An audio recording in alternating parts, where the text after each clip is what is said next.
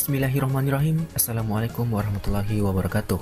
Selamat datang kembali di Teknomedia Channel. Bekerja di Microsoft Word bagi sebagian orang merupakan hal yang membosankan, dan faktor penyebabnya mungkin saja karena mereka masih belum tahu tentang beberapa fitur yang ada di salah satu software yang paling banyak digunakan ini. Untuk mengatasi hal tersebut, Teknomedia Channel akan memberikan tips tentang cara cepat dan tepat untuk bekerja di Microsoft Word. Tips yang dimaksud adalah sebagai berikut. Yang pertama, tabel merupakan sekumpulan kotak yang tersusun ke dalam baris dan kolom. Tabel dapat digunakan untuk mengatur jenis konten, khususnya jika pekerjaan kalian adalah mengolah teks atau data numerik agar mudah dipahami. Nah, yang kalian lihat sekarang adalah sebuah tabel yang mudah untuk dipindahkan kemana saja pada halaman Word. Untuk membuatnya, teman-teman bisa melakukannya dengan masuk ke menu Insert terlebih dahulu, kemudian pada submenu Teks, klik Text Box dan pilih Simple Text Box. Nah, setelah itu, hapus teks yang berada di dalam text box. Kemudian, atur ukuran text box sesuai dengan ukuran tabel yang akan kita buat nanti.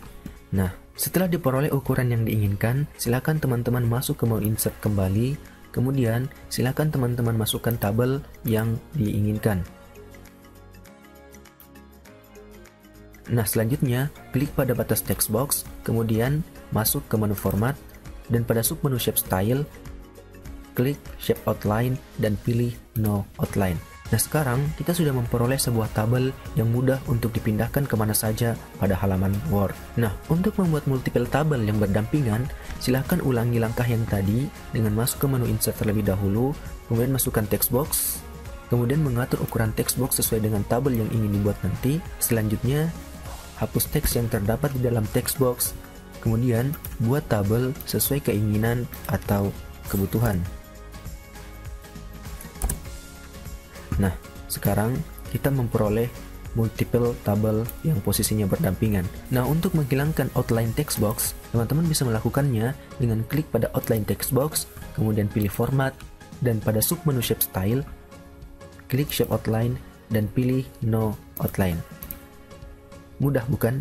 Yang kedua,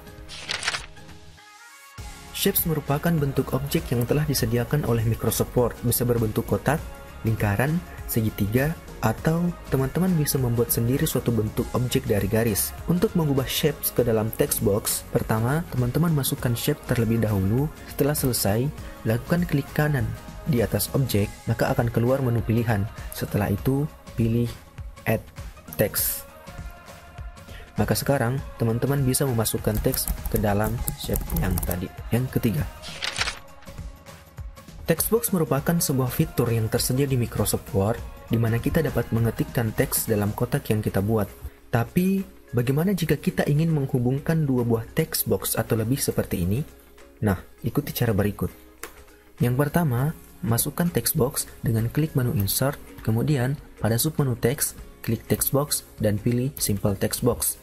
Hapus teks standar yang terdapat di dalam text box, kemudian silakan teman-teman atur posisi dan ukuran text box-nya. Setelah itu, masukkan text box yang kedua dengan cara yang sama seperti tadi, atau teman-teman juga bisa mengcopy text box yang pertama.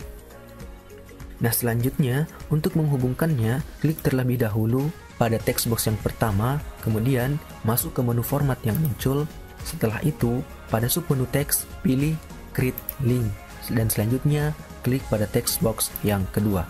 Nah, sekarang jika kita mengetik di text box yang pertama dan penuh, maka lanjutan teksnya akan langsung terinput di text box yang kedua. Teman-teman juga dapat membuat text box yang ketiga dan menghubungkannya ke text box yang kedua. Begitupun seterusnya.